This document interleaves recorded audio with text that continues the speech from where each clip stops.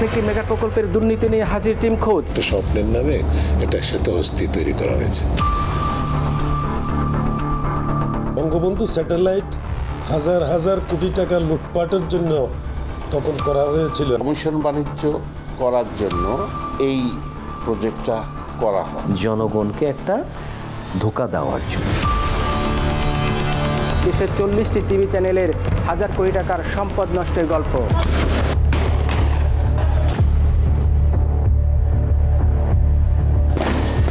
ষোলো বছরের দুর্নীতি, স্বজনপ্রীতি আর দুঃশাসনের অভয়ারণ্য যে বাংলাদেশ, তার তুলনায় একটি শ্বেত হস্তি, সময়ের বিবেচনায় লহমাতুল্য।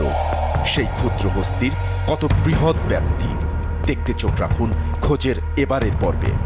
বঙ্গবন্ধু স্যাটেলাইট, একটি শ্বেত হস্তির গল্প।